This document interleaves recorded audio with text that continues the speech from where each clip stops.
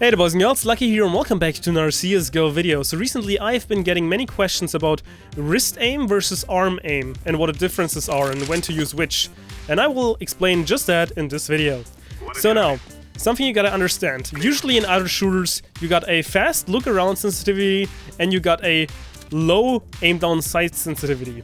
However, in Counter-Strike, for the majority of the weapons, for example like the Tech-9 right here, or also let's grab the AK again, you cannot do that, so your aim sensitivity has to be your look around, kind of your movement sensitivity as well. And that's usually very confusing for beginners. That's why they have like a super high sense with like 2k DPI and 20 in-game or something like that, and they're just doing 20 360s when they're moving their mousepad. And you're not gonna be accurate. No matter how accurate you think you are, you're gonna be accurate with a lower sensitivity like that. It's just because the game works like this.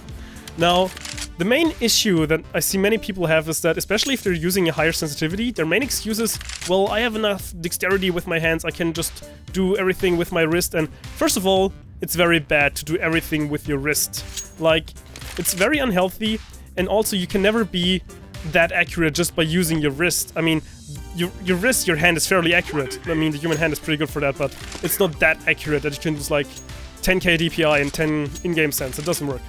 So you gotta have a somewhat low sensitivity if you're a new player, or if your EDPI is somewhere between 500 and 1.5k, then you're pretty much good to go.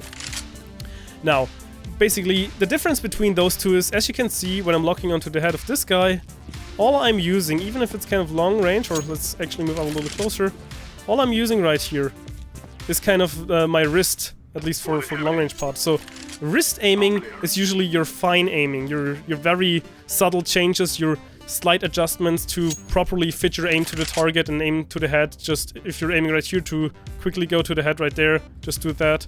That's usually what your wrist is for. Now your arm is, for the most part, responsible for setting up the direction you're looking at. So when you're coming out right here, your arm is not stiff and you're not only using your wrist to go in like this. Like, as you can see, it's very bad. Even if you reset it, it's just not a good thing that you want to do. That's why you want to have like a huge mousepad. What you want to do is you want to kind of set it up like this and then kind of reset. I mean, I'm over exaggerating right here, but you want to reset your mouse, just lift it up, and then you're able to turn properly. And basically, that's what arm aiming is for. Now, arm aiming, however, is also responsible for very close encounters. For example, like right here. When I'm tracking this guy's head, I have to use my arm in order to be able to do so properly. So you gotta be able to aim with both your wrist, like this, and with your arm, like this. You can see the closer I get, the harder I have a time actually tracking his head. But I'm still fairly decently on it. That's why many people also have problems when they're getting rushed and the enemies are so up close, they're not probably used to having trained their arm sensitivity, or better, their arm movement.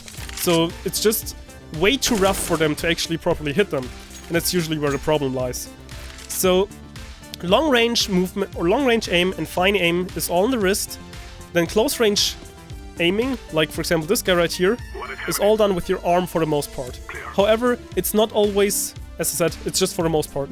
It's not always just one thing. So what I mean by this, your wrist and your arm are always moving together, so they're always kind of helping out each other. So they're resetting themselves, and as you can see, when you're kind of getting closer, you're kind of switching a little, and then going back, and then you only do it like this. So it's always a combination of arm and wrist movement. You never do like set up first arm, then comes the wrist and stuff like that. You gotta learn how to do both, like as I said before, like the close range aiming and then also the long range aiming. I also showed it in my how to find your perfect sensitivity part 4. There you can actually do a guide from an old like pro or semi-pro player that found out a way to properly find out your sensitivity, and that really should help you with that. But just in general, you wanna be able to combine both. Like I said in the movement tutorial, combining your stepping, your strafing, and your crouch jumps and stuff like that. And same goes for the arm and wrist movement.